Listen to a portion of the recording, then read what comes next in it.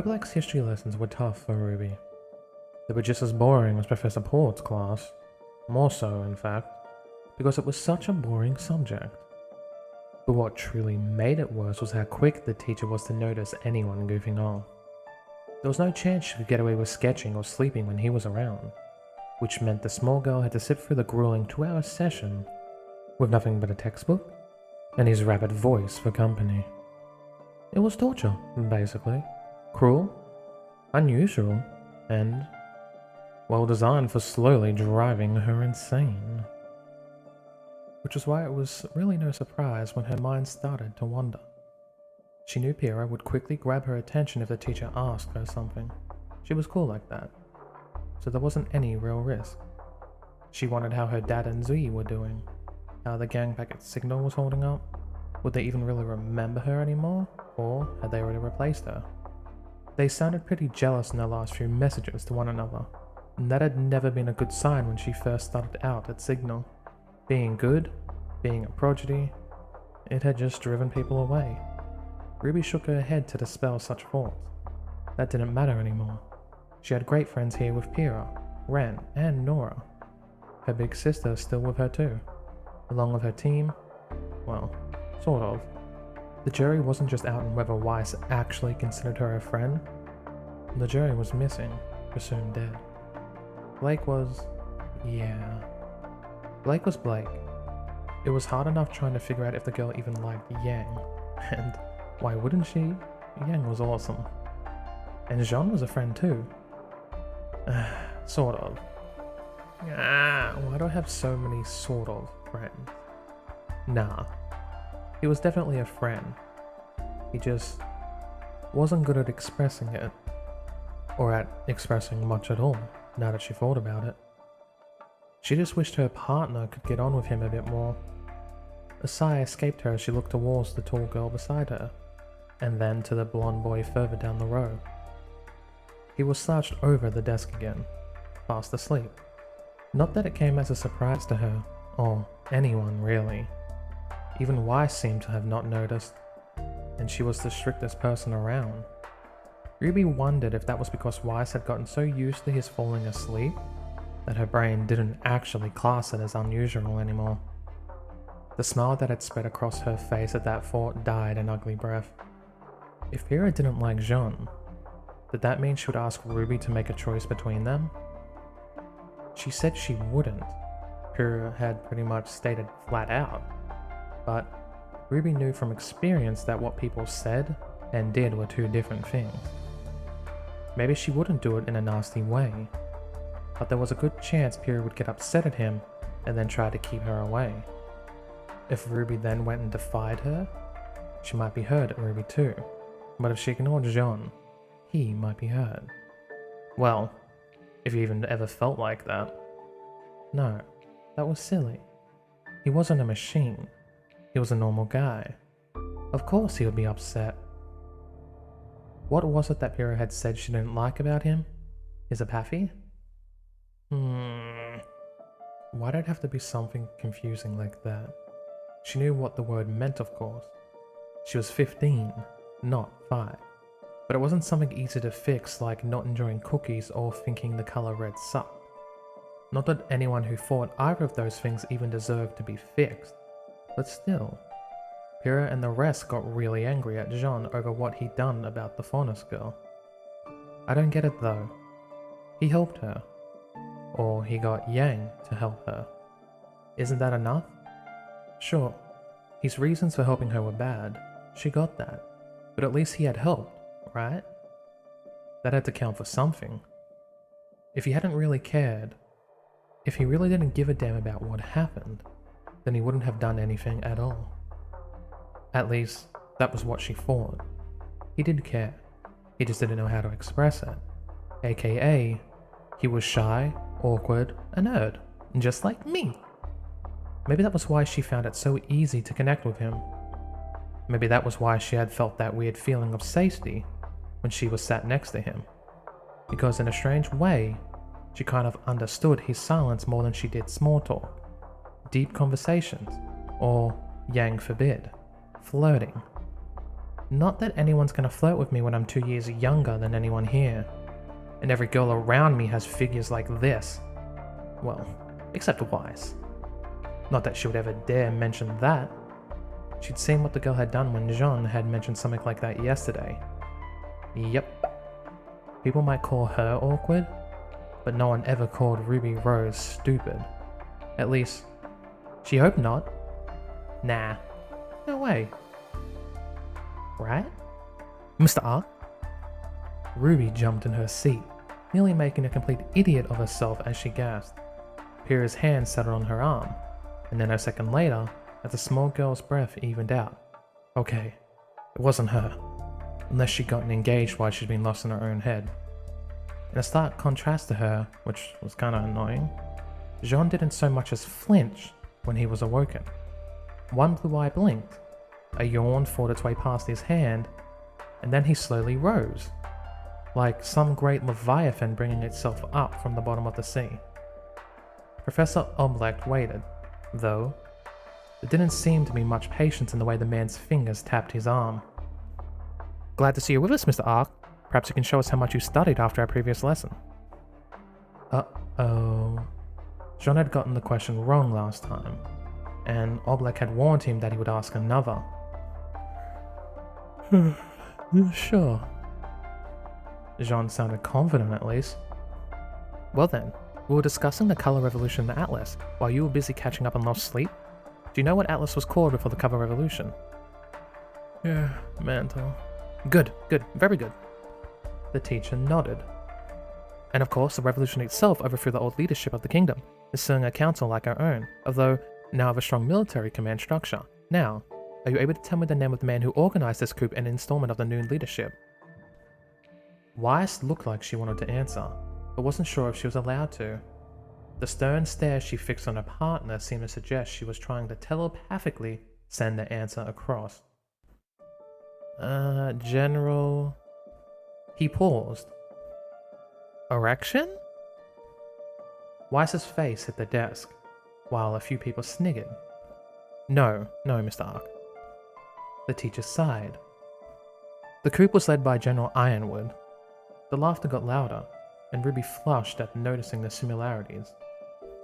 Perhaps a 1,000-word essay on the tactics used by General would be better allow you to remember this lesson.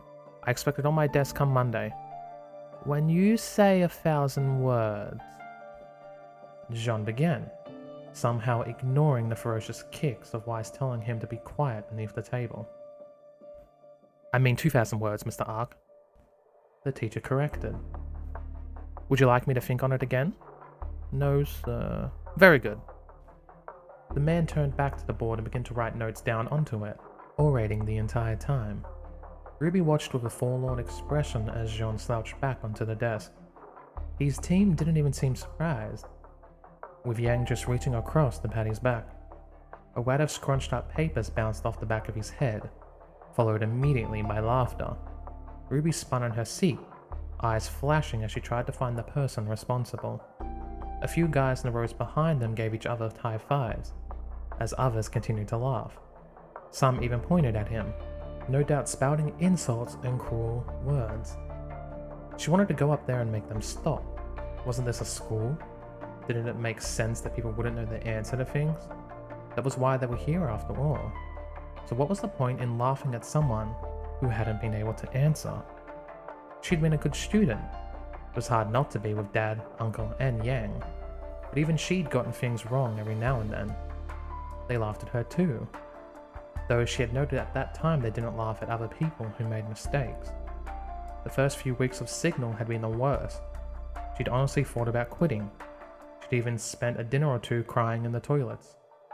He didn't look like the type who would do that. Plus, there was a big difference between being 12 and 17, so it wasn't that fair of a comparison. But she did wonder if it hurt. He didn't act like it did.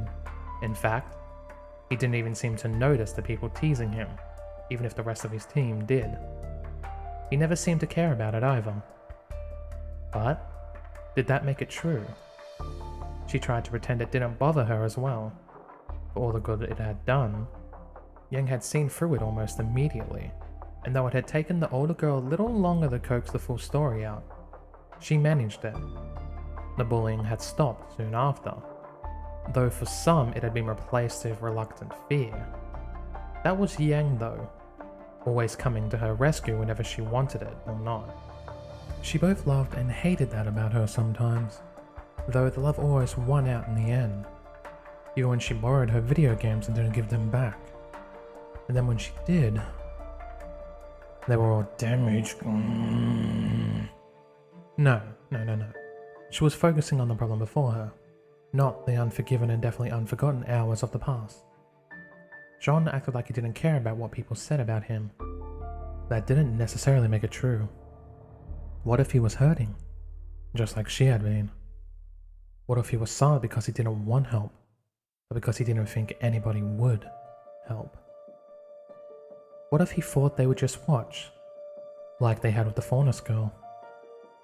Ruby could come to only one conclusion. She was a bad friend. If she wasn't a bad friend, then he wouldn't have to worry about that. And if she was a better friend, or a better person, then that Faunus wouldn't have to worry either. But what was she supposed to do? She was just one person and it was just about the entire class laughing at Jaune. Should she make a scene and draw their attention onto her? That seemed like a bad plan, since it would just end up with the bullying being switched to a new target and not dealt with. She was just too small to stand up to all of them. Sure, she was tough, but this was like 40 or more people, and this wasn't a fight, or if it was a battle fought with words. Ah, words. My biggest weakness. Hey Pyrrha, Ruby whispered, after making sure the teacher wasn't looking. The partner didn't turn from facing the board, but her green eyes did slide over to her. How do you stop someone being bullied? She asked. Maybe she could have gone to her sister about this, but she already knew Yang's approach and didn't really want to get in trouble for hospitalizing half the class. Bullied? Pyrrha hissed, eyes chips of hard emeralds. Are you being bullied? She followed Ruby's hidden finger, the girl saying. I see. It's not something that easy, and I can't say I have all that much experience. Of course, Pyrrha was the invincible girl. There was no way anyone would ever wanted to bully her, or been strong enough to get away with it anyway. But I don't think it's a good idea for you to try and interfere with him. But he's my friend. Ruby pouted, and the girl's eyes went wide.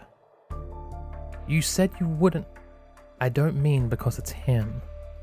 She said, I would offer advice if I could. It's just, before you can help someone, they have to be willing to help themselves. Help themselves? Ruby asked, but the teacher turning back towards them ended that conversation.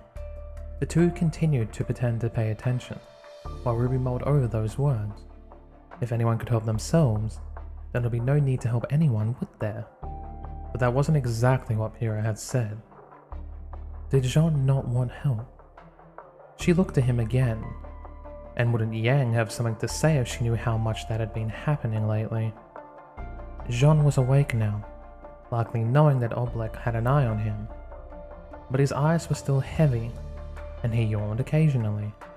He didn't seem to react to the people who sneered and laughed towards him, though the joke was long gone. Many had paused.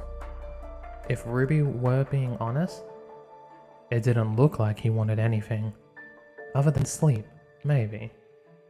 What had Pyrrha seen that she had not? Why would anybody not want to help themselves when they were being bullied? Did he like it? No. That was silly. If he liked that, then he would be smiling or seeking it out. He gave the cruel words and jeers the same attention he gave those who delivered them. None. Did they not bother him? That didn't seem possible either. Sticks and stones and all that was one thing, but the people who jostled and bumped into him in the corridors, you couldn't not care about people physically knocking you around. If anything, it had to at least annoy him. What kind of person could put up with that kind of negative attention with so little reaction? What person didn't even blink an eye when others spat in your direction? The answer came to her so fast it made her gasp. Somebody who was used to it. Silver eyes softened as they looked over the blank-faced teen. Was this the kind of behavior so common, so familiar, that he considered it normal? Was that why he didn't show any surprise, shock, or anger? Because to him, a life without this kind of cruelty was the real shock? Was he like this because no one had ever tried to help him? Even back when he had wanted it the most? The thought made her sick. It made her sick and angry. Angry in a way she hadn't felt for such a long time. It was the anger of someone who had once gone through the same, before Yang had come by to save her, as she always did. Jaune might not have had anyone who was willing to save him, or anyone to show that he should want to help himself. But she swore she would be that person. She would be the best friend she could be. And the next time, she wouldn't sit by and do nothing as someone was bullied. She would make a difference. She was following him. Ruby, that was. He wasn't sure why. Nor did he really want to know. But there she was, keeping pace about 10 or 15 meters behind him.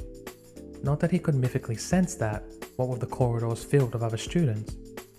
But the way people cocked their heads and asked why she was following him did help a little. Poor Ruby. She still had so much to learn if she wanted to be as sneaky as Blake. You had to remember that following someone was more than just not being seen by the person you were after. She probably wasn't following him on Weiss's orders. Thank the heavens. Because if she was, then he was fairly sure she'd have dragged him off already. The moment the lesson had ended and dinner began, Weiss had gone on about how he was going to have a big meal and then get started on homework, which had been about the time he'd slip away. At the exact moment she pulled that pose, hands on hips, foot tapping, eyes closed, he was gone. Oh, he was going to suffer for it later, he could tell. But in truth, he just couldn't be bothered with another show at the cafeteria. It wasn't like he was hungry anyway. It had only been 4 hours since breakfast and he'd had a full bowl of porridge there. While there was probably something cute in the way she kept trying to force feed him, it really wasn't necessary. That and the homework. Yeah, maybe she'd force him to do it later, but right now, he just wasn't in the mood. Better to escape and get some rest rather than lose his temper and snap at her. She was just trying to help him after all, as much as he neither needed it nor wanted it. So, fine. If Ruby wanted to follow him, then that was fine. She could watch as he went up to the roof, found that nice, shady clove around the back of the staircase, and went to sleep. It wouldn't be particularly exciting watching, unless she developed some fetish for sleeping people, but hey, if that was what she wanted to waste her lunch hour on, then more the power to her. Her presence did distract him, however, enough so that he only noticed a hand grabbing him by the collar the moment it actually struck. With a mighty heave, he was lifted off the ground and slammed into the lockers. His eyes narrowed. He could grab the hand by the wrist, place his thumb into the joint between the arm and hand and lean forward. The wrist would snap like a twig. That, as if the person didn't scream in pain first. His hand was already in position, his fingers looking around the dead man who held him. It was honestly quite hard to hold back. You. The figure who held him seethed, and Jaune wasn't all that surprised to see the familiar face of Cardin Winchester. Through the bandage across his nose was new addition. Shit. Did I break his nose? Hey, Cardin. Jaune waved, not all that concerned with his position. People had gathered around them now, forming a wall of bodies. He could just about make out Ruby through the crowd, the girl struggling to push her way to the front. Blue eyes flicked back to Cardin. You look different, buddy. New haircut? You've got a lot of nerve showing your face around here. Actually, I kinda live here, and walk through this corridor just about every day. And also, we've just shared a lesson. His words were cut off as his back was pushed further into the lockers, cutting off his airflow. Okay, that was pushing things a little. If Cardin tried any more, then he'd be forced to take matters into his own hands. Shut up! The burly teen spat, a glob hitting Jaune in the forehead. You think you're so hot with that bullshit you pulled yesterday? My what now? Jaune asked, reaching up with one hand to wipe the spittle away. Demon qualities? Cardin had them. They would come out in time. He couldn't kill the guy yet. He had to resist. That fight you cheated in. Oh, come on. Jaune rolled his eyes. Any hunter worth their salt would have taken that loss in stride, maybe even thanked him for the lesson. There was no such thing as cheating in a fight. You did whatever you had to cause enough pain or injury to make the other person stay down, just so they didn't do the damn same thing to you. But Cardin wasn't a trained hunter. He had to remember, Cardin was just 17. He was a child. So, what now? Jaune asked. I kind of have somewhere to be, so I haven't got time to spend attached to the end of your arm. Walk away, Cardin. I am very much not in the mood for this. Things had just continued to stack up, and now he was on the pretense of some serious violence. And Cardin was making himself so appealing. Oh? You got somewhere to be, Jaune boy? Cardin's grin turned ugly. Allow me to help you on your way then, Jaune boy. Before Jaune even knew what was happening, two figures had hold of his arms from behind and were dragging him back. He struggled briefly, but stopped when he realized they had a good hold of him. That was the problem with people being trained to fight. When they got hold of you, they got hold good. Maybe he could have broken free on strength alone if he was someone like Yang, or he spent time building up his muscles. Not that it mattered. What was Cardin going to do to him? Flush his head in a toilet? Oh, the agony. Oh, the true pain. Whatever would he do? He'd fucking drown to death more times than he could count. But it was no toilet he was destined for. Not when something metallic was opened behind him and he was pushed back into a cramped and confined space. Kurokamo's on a hook beside him was the first sign of his location. The door of the rocket locker slamming was the second. Cardin. Jaune sighed. Come on. This is just silly. Do you have any idea what kind of trouble you'd get in for this? You might be expelled. Which would piss me off, to be honest. Wouldn't it just be his luck for someone else to get expelled? See you later, Jaune boy. Cardin saluted after he had tapped in some random numbers. Jaune felt the locker begin to vibrate and leaned back with a sigh. He wouldn't give them the satisfaction of scratching at the grill. Not when the locker's safety mechanisms had no doubt kicked in and sealed the door. Nobody wanted to tumble out mid-flight after all. I should have just broken his arm. He thought to himself as air rushed past, the view outside the locker changing from the school corridor to the bright blue sky. With a slow and inevitable lurch, his momentum paused, well tilting as the locker reached its apex. His stomach gargled in anticipation of the nausing horror that was to come. Hundreds of lifetimes. He clenched his stomach. And no cure for motion sickness? I hate my life. He stumbled from the wreckage and into the soft grass with a cough, smoke wafting from the impact of the metal storage unit onto rock and soil. Green trees around him gave away his location, as though the short flight hadn't. Perfect land. His sarcastic quip was interrupted with a steam of breakfast, the vomit dribbling past his fingers as he collapsed to his knees. Okay, nobody's watching. That's good. That's good. He coughed once more, tearing up some grass and chewing on it to get the taste out of his mouth. A spit and wipe of a sleeve later, he looked around the area. Definitely the Emerald Forest, as though the green trees weren't a dead giveaway. He could make out some of the tallest points of Beacon in a distance. It would only take him 40 minutes or so to trek back. And I could trek the opposite way if it wasn't for you. Jaune lifted his right foot with a sigh, though the anklet was hardly visible beneath his trousers. He wondered if Ozpen would believe him if he said he'd gotten lost and accidentally walked back to Ansel. Honestly, it was lucky none of the girls had noticed it the other night. Then again, they probably looked down just far enough to see that he didn't have his trousers on and kept their eyes locked firmly above the waist. Ugh. I really can't be bothered with this. The locker was a bust. They never did take off again.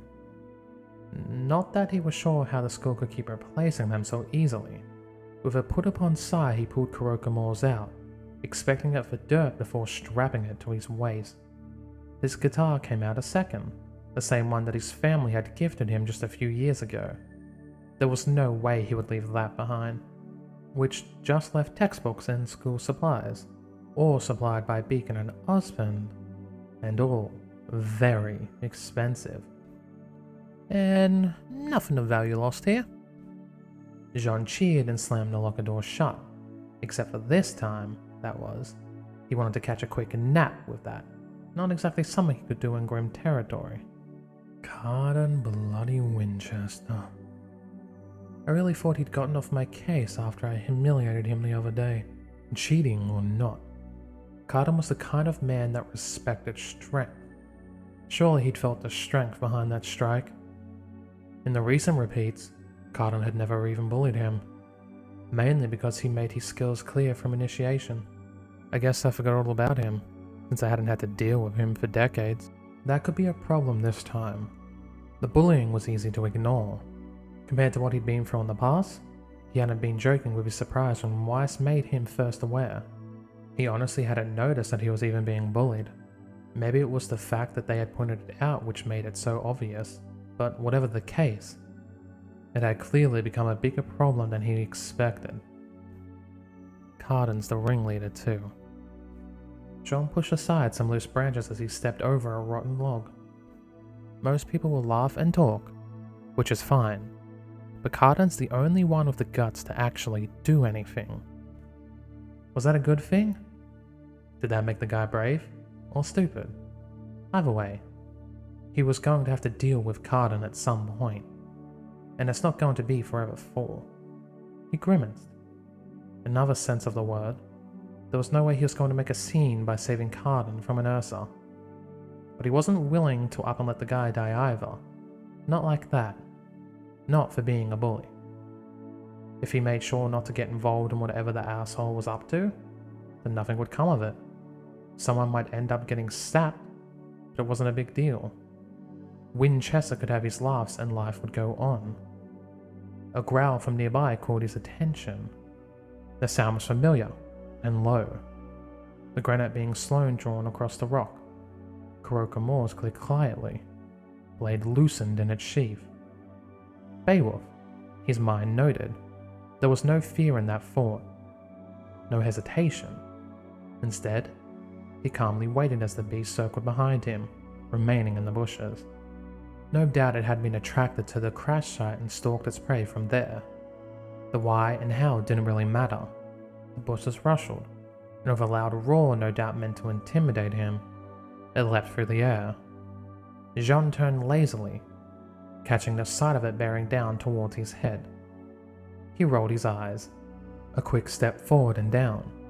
He slipped beneath the beast's trajectory while drawing Kurokamore's and cutting upwards with one hand. The blade formed a crescent arc of pure silver, metal cutting through fur and muscle with ease. The Grim's weight carrying it across the blade as it collapsed to the grass, cut from shoulder to hip. Idiot. Jaune scoffed as it started to dissolve. They were a threat perhaps to normal people.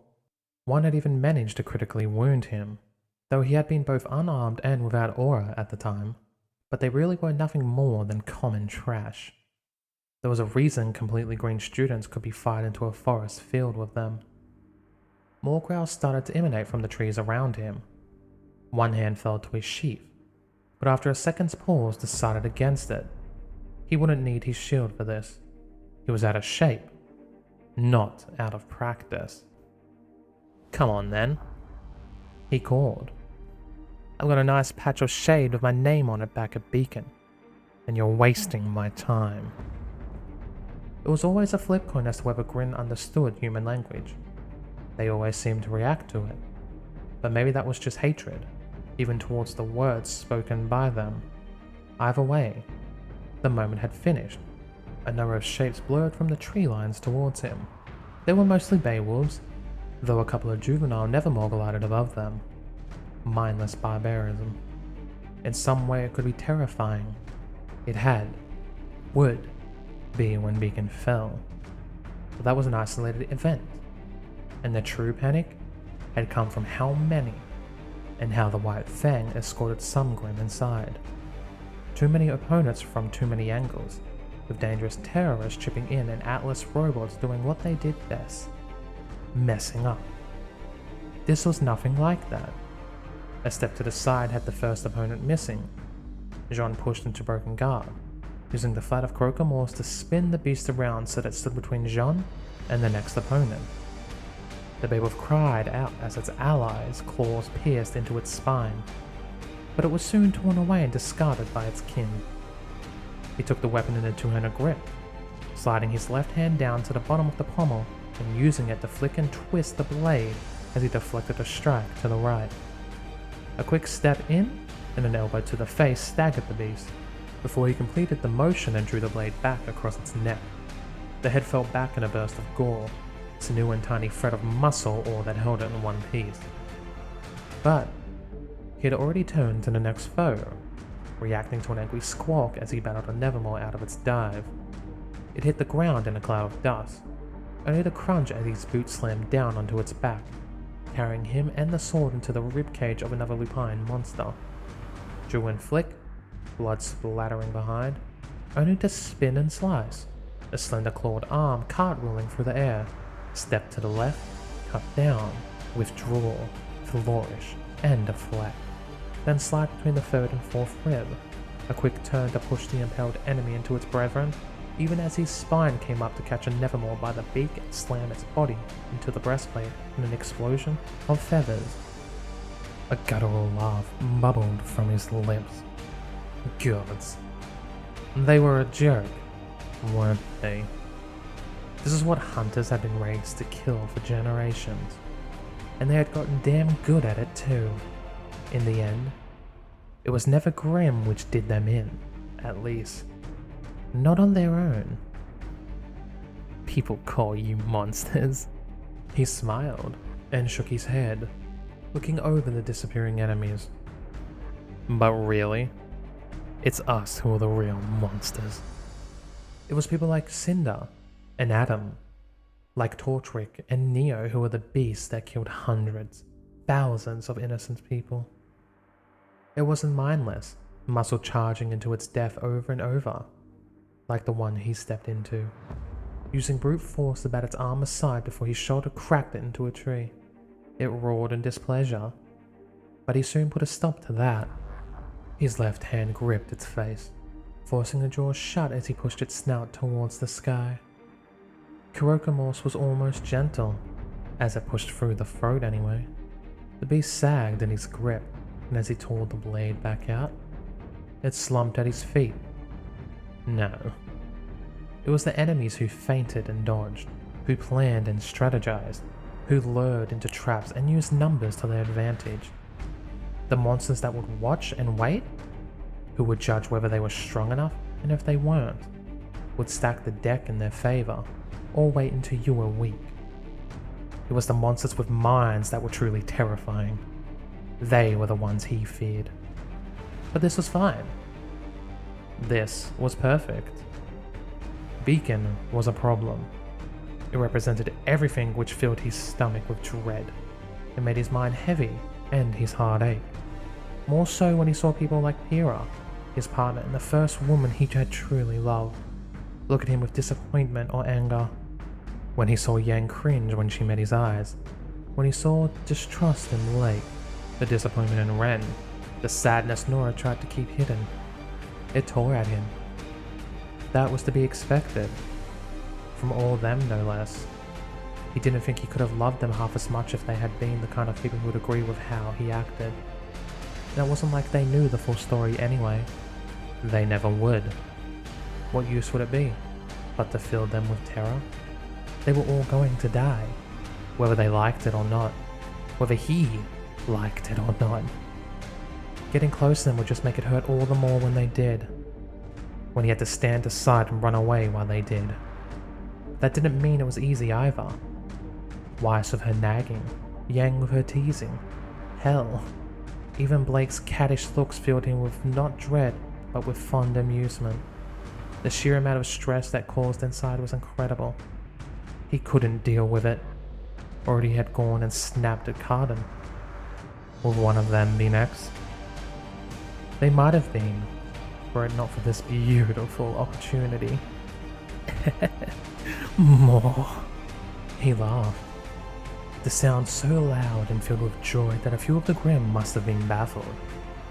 His hair steamed across his face, sweat dripped from his muscles, but his mind sang with the rush of combat. Kurokamore's sang too, as he took claws to the flat of it, tilting the blade gently so that they slid across it before reversing the grip and driving it up into the Grimm's snout. Bone and cartilage gave way in a manner that could only be considered orgasmic, before all resistance stopped and the metal tore free. It shone red in the midday sun, so beautifully. They were no match for him, but just enough to get his blood pumping, and that was perfect. He was so sick and tired of people being a match for him, of crushing and killing him time and time again, that he'd forgotten what it was like to prove his superiority. And it was over something so unabashedly evil too. No guilt or hesitation, just the joy of doing something right. He whooped and dove in. These packs were so damn small, and he knew exactly who to blame for that. He wondered what that eccentric man would think if he knew Jaune was out here, culling them before he could. It wasn't like they could launch children into a truly dangerous environment now, was it? And there was a good reason the biggest packs they'd come across in initiation had been 2 or 3 strong. The professor did enjoy his duty of breaking up larger groups. And to think, his team had probably thought he was lying with the story of having seen the man in the forest. Perhaps he hadn't seen him in this lifetime, but the Grimm were always excited after initiation. One of the teachers usually had to go in and make sure they didn't congregate into a pack or a small swarm. Blood flowed. Grimm blood. Tainted and evil as Kurokamore's bit down. Beast roared, with nothing more than hatred and anger. But his laughter drowned them all out. It drowned out the sound of everything.